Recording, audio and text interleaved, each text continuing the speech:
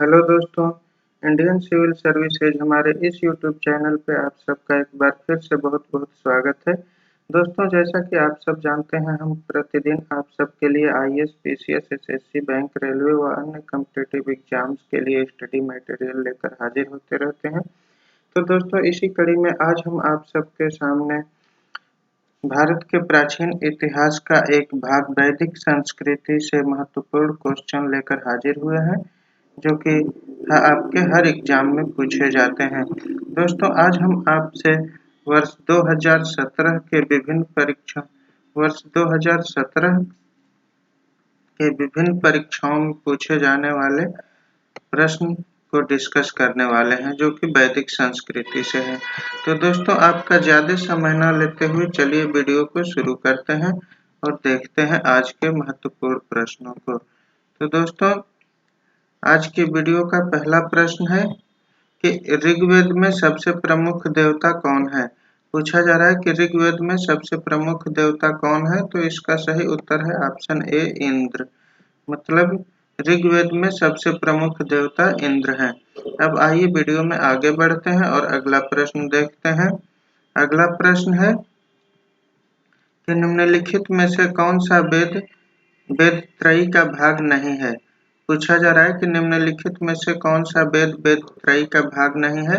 तो इसका सही उत्तर है ऑप्शन डी, अथर्ववेद। मतलब अथर्ववेद वेद त्रयी का भाग नहीं है। जी हाँ दोस्तों, अथर्ववेद वेद त्रयी का भाग नहीं है। आइए वीडियो में आगे बढ़ते हैं। अगला प्रश्न है, देखिए अगला प्रश्न है, निम्नलिखित में से किस वेद में जादू, चमत्कार तथा मंत्र दिए गए हैं? पूछा जा रहा है कि किस वेद में जादू, चमत्कार और मंत्र दिए गए हैं? तो इसका सही उत्तर है अथर्ववेद में। अथर्ववेद में जादू, चमत्कार और मंत्र दिए गए हैं। ये जी हाँ दोस्तों, अथर्ववेद में जादू, चमत्कार और मंत्र की बात की गई है। अगला प्रश्न देखते हैं, क्वेश्चन नंबर 4, निम्नलिखित में से कौन सा वेद प्राचीनतम है? पूछा जा रहा है निम्नलिखित में से कौन सा वेद प्राचीनतम वेद है? तो इसका सही उत्तर है ऋग्वेद। मतलब ऋग्वेद जो है सबसे प्राचीन वेद है। जी हाँ दोस्तों, ऋग्वेद सबसे प्राचीन वेद है। अगला प्रश्न है, नचिकेता और यम के बीच सुप्रसिद्ध संवाद किस उपनिषद में उल्लिखित है? पूछा जा रहा है नचिकेता और यम के बीच सुप्रसिद्ध संवाद किस उपनिषद में उल्लिखित है? तो इसका सही उत्तर है कठोपनिषद में।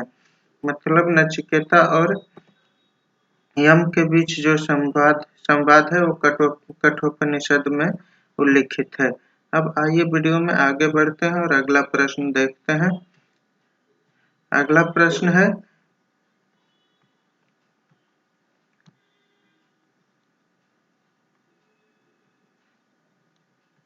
देखिए दोस्तों अगला प्रश्न है, निम्नलिखित में से किस ग्रंथ में पहली बार पूर्वी एवं पश्चिमी सागर का उल्लेख हुआ है? पूछा जा रहा है निम्नलिखित में से किस वैदिक ग्रंथ में पहली बार पूर्वी एवं पश्चिमी सागर का उल्लेख हुआ है? तो इसका सही उत्तर है सत्यपथ ब्राह्मण। मतलब सतपथ ब्राह्मण में सबसे पहले पूर्वी और पश्चिमी सागर का उल्लेख मिलता है। देखिए अगला प्रश्न है, निम्नलिखित में से कौन उपवेद के अंतर्गत नहीं गिना जाता है?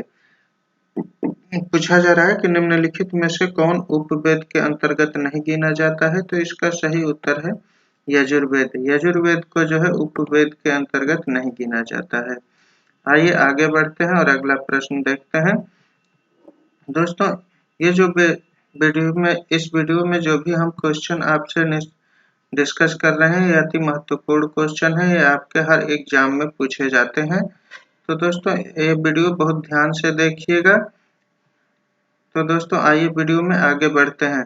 अगला प्रश्न है, निम्न में से किस वेद को रुद्र नामक शब्द का आरंभिक स्रोत माना गया है? पूछा जा रहा है निम्न में से किस वेद को रुद्र नामक शब्द का आरंभिक स्रोत माना गया है? तो इसका सही उत्तर है ऋग्वेद को। मतलब ऋग्वेद में रुद्र नामक शब्द का सबसे पहले प्रयोग किया गया है। ऋग्वेद को रुद्र नामक शब्द का आरंभिक स्रोत माना जाता है। अब देखिए अगला प्रश्न है, उपनिषद पुस्तकें हैं, मतलब उपनिषद की पुस्तकें क्या हैं? तो इसका सही उत्तर है ऑप्शन डी, दर्शन। मतलब उपनिषद की जो भी पुस्तकें हैं वो दर्शन पर हैं, दर्शन के अंतर्गत आती हैं। उपनिषद की पुस्तकें किसके अंतर्गत आती हैं अगर पूछा जाए तो आप ध्यान रखेंगे दर्शन के अंतर्गत। अगला प्रश्न है, ऋग्वेद में कई परिच्छेदों में प्रयुक्त अधन्य शब्द संदर्भित है। देखिए पूछा जा रहा है ऋग्वेद में कई परिच्छेदों में प्रयुक्त अधन्य शब्द संदर्भित है, तो इसका सही उत्तर है गाय के लिए। मतलब ऋग्वेद में जो कई बार अधन्य शब्द प्रयुक्त हुआ है वो गाय के लिए प्रयोग किया गया है। अब आइए वीडियो में आगे बढ़ते हैं और अगला प्रश्न देखते हैं। क्वेश्चन नंबर 11 है, किस उपनिषद का शाब्दिक अर्थ सफेद घोड़ा होता है। देखिए पूछा जा रहा है किस उपनिषद का शाब्दिक अर्थ सफेद घोड़ा है, तो इसका सही उत्तर है ऑप्शन ई, जो कि देखिए ऑप्शन आपको दिए गए हैं छांदोग्य उपनिषद, कठोपनिषद और तैत्तिरीय उपनिषद, ईशोपनिषद और ऑप्शन ई है इनमें से कोई नहीं। तो इसका सही उत्तर है इनमें से कोई नहीं, मतलब कोई इनमें जो ऊपर ऑप्शन दिए गए हैं कोई भी सही नहीं है, सारे गलत हैं। अब आइए वीडियो में आगे बढ़ते हैं और अगला प्रश्न देखते हैं। अगला प्रश्न है कि तमसो माह ज्योतिर्मय कथन है मूलतः, पूछा जा रहा है कि तमसो माह ज्योतिर्मय जो कथन है वो मूलतः क्या है, तो इसका सही उत्तर है ऑप्शन बी उपनिषदों का। मतलब तमसो माह ज्योतिर्मय जो कथन है ये उपनिषदों का कथन है। देखिए अगला प्रश्न देखिए, निम्न भारतीय संस्कृति के अंतर्गत रीत का अर्थ क्या होता है। पूछा जा रहा है कि भारतीय संस्कृति के अंतर्गत रीत का अर्थ क्या होता है, तो इसका सही उत्तर है प्राकृतिक नियम। मतलब भारतीय संस्कृति के अंतर्गत रीत का अर्थ प्राकृतिक नियम से है।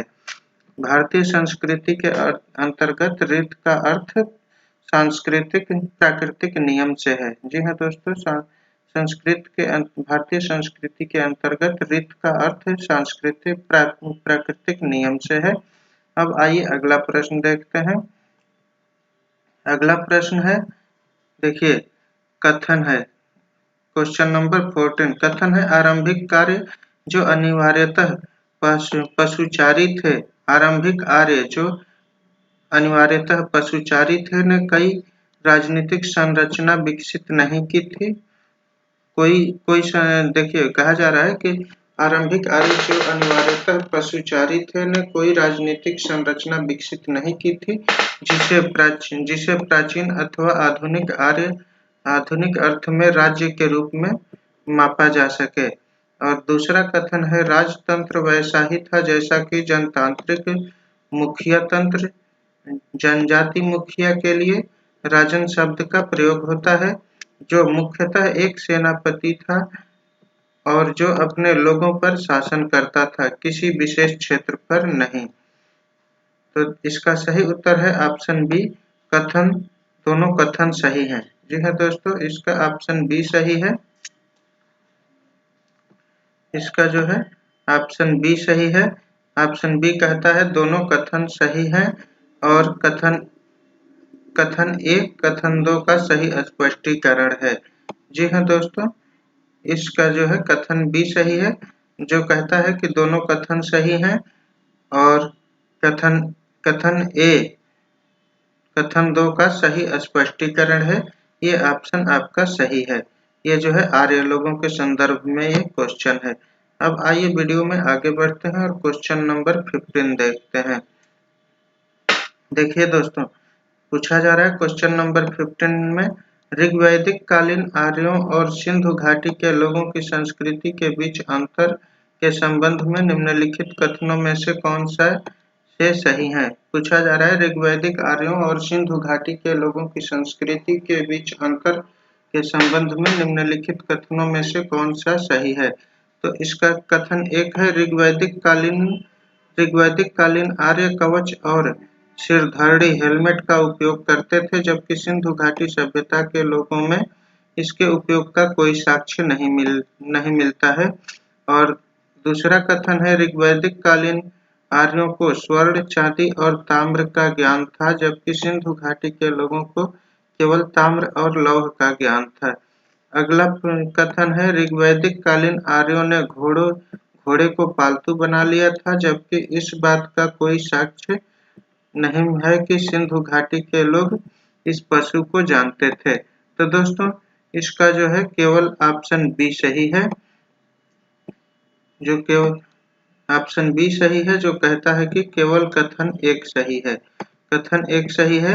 ऋग्वैदिक कालीन आर्य कवच और सिरधारणी हेलमेट का उपयोग करते थे, जबकि सिंधु घाटी सभ्यता के लोगों में इसके उपयोग का कोई साक्ष्य नहीं मिलता है। ये कथन आपका सही है।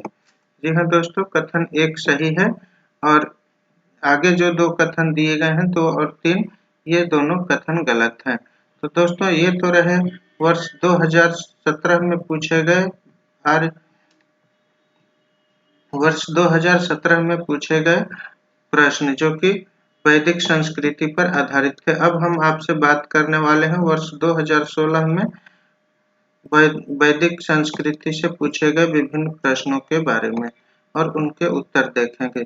तो दोस्तों आइए आगे बढ़ते हैं और देखते हैं वर्ष 2016 में विभिन्न प्रतियोगी परीक्षाओं में पूछे गए प्रश्न। अगला प्रश्न है, कौन सा वेद धार्मिक अनुष्ठानों से संबंध रखता है? पूछा जा रहा है कौन सा वेद धार्मिक अनुष्ठानों से संबंध रखता है? तो इसका सही उत्तर है ऑप्शन बी, यजुर्वेद। अर्थात यजुर्वेद में जो है धार्मिक अनुष्ठानों के बारे में लिखा गया है। अगला प्रश्न है, सत्यमेव जयते शब्द किस उपनिषद से लिया गया है? तो इसका सही उत्तर है ऑप्शन बी, मुंडक उपनिषद से।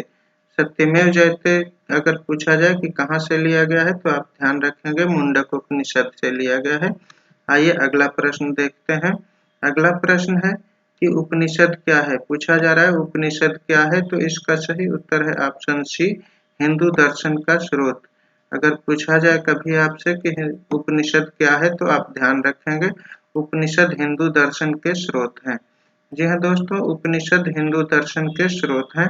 अगला प्रश्न है, भारत का राष्ट्रीय वाक्य सत्यमेव जयते अर्थात सत्य की हमेशा विजय होती है किस प्राचीन भारतीय शास्त्र से उद्धृत एक तंत्र है? तो इसका सही उत्तर है मुंडक उपनिषद से। ऊपर का ही क्वेश्चन रिपीट हो रहा है। अगला प्रश्न आइए देखते हैं। अगला प्रश्न है क्वेश्चन नंबर 5। देखिए पूछा जा रहा है ऋग्वेद है, ऋग्वेद के बारे में पूछा जा रहा है कि ऋग्वेद क्या है? तो इसका सही उत्तर है कथाओं का संकलन। अगर पूछा जाए ऋग्वेद क्या है, तो आप ध्यान रखेंगे ऋग्वेद कथाओं का संकलन है। अगला प्रश्न है, वैदिक काल में बलि शब्द का अर्थ क्या था? पूछा जा रहा है वैदिक काल में बलि शब्द का अर्थ क्या था? तो इसका सही उत्तर है ऑप्शन डी, प्रजा द्वारा शासक को दी गई भेंट। अगर पूछा जाए कि प्राचीन वैदिक काल में बलि शब्द का अर्थ क्या था, तो आप ध्यान रखेंगे प्रजा द्वारा शासक को दी गई भेंट को प्राचीन काल वैदिक काल में जो है बलि कहा जाता था। अब आइए अगला प्रश्न देखते हैं। अगला प्रश्न है, 14वीं सदी ईस्वी पूर्व का एक अभिलेख जिसमें वैदिक देवताओं का वर्णन है प्राप्त हुआ है। पूछा जा रहा है कि 14वीं सदी ईस्वी पूर्व का एक अभिलेख जिसमें वैदिक देवताओं का वर्णन है कहाँ से प्राप्त हुआ है? तो इसका सही उत्तर है बोगज कोई से। अगर पूछा जाए 14वीं सदी ईस्वी का एक अभिलेख जिसमें वैदिक देवताओं का वर्णन है कहाँ से प्राप्त हुआ है, तो आप ध्यान रखेंगे बोगज कोई से। अगला प्रश्न है, ऋग्वैदिक जनसभा जो न्यायिक कार्यों से संबंधित थी को क्या कहा जाता था? इसको सभा ही कहा जाता था। जी हाँ दोस्तों, अगर पूछा जाए कि ऋग्वैदिक जनसभा जो न्यायिक कार्यों से संबंधित थी इसको क्या कहा जाता था, तो इसको जनसभा कहा जाता था। आप ध्यान रखेंगे। आइए वीडियो में आगे बढ़ते हैं और अगला प्रश्न देखते हैं। अगला प्रश्न है, निम्नलिखित में से कौन सा ब्राह्मण ग्रंथ ऋग्वेद से संबंधित है? पूछा जा रहा है निम्नलिखित में से कौन सा ब्राह्मण ग्रंथ ऋग्वेद से संबंधित है? तो इसका सही उत्तर है ऑप्शन बी, ऐतरेय ब्राह्मण जो है ऋग्वेद से संबंधित है। आइए अगला प्रश्न देखते हैं, क्वेश्चन नंबर 10। अगला प्रश्न है, वैदिक देवमंडल में निम्नलिखित में से कौन देवता युद्ध का देवता माना जाता है। वैदिक देवमंडल में निम्नलिखित में से कौन सा देवता युद्ध का देवता माना जाता है? तो इसका सही उत्तर है ऑप्शन ए इंद्र। इंद्र को जो है युद्ध का देवता माना जाता है। इंद्र को युद्ध का देवता माना जाता है। अब आइए अगला प्रश्न देखते हैं। अगला प्रश्न है सर्वप्रथम स्तूप शब्द कहाँ मिलता है? तो इसका सही उत्तर है ऋग्वेद में। अगर पूछा जाए कि सर्वप्रथम स्तूप शब्द कहाँ मिलता है तो आप ध्यान रखेंगे ऋग्वेद में। अब आइए अगला प्रश्न देखते हैं। अगला प्रश्न है सत्यकाम जाबाल की कथा जो अनब्याही मां होने के लांछन को चुनौती देती है निम्नलिखित में से है? तो इसका सही उत्तर है छांदोग्य उपनिषद। देखिए अगर पूछा जाए सत्यकाम जाबाल की कथा जो अनब्याही मां होने के लांछन को चुनौती देती है निम्नलिखित में से क्या है? तो इसका सही उत्तर है ऑप्शन बी छांदोग्य उपनिषद। अगला प्रश्न है भारतीय उपमहाद्वीप में लोहे का सर्वप्रथम साहित्यिक संदर्भ किसमें मिलता है? तो इसका सही उत्तर है यजुर्वेद में। अगर पूछा जाए भारतीय उपमहाद्वीप में लोहे का सर्वप्रथम साहित्यिक संदर्भ कहाँ मिलता है? तो इसका सही उत्तर है यजुर्वेद में। ये तो थे आज के महत्वपूर्ण प्रश्न जो हमने आपसे डिस्कस किए। मिलेंगे आपसे अगले वीडियो में, तब तक के लिए नमस्कार, जय हिंद।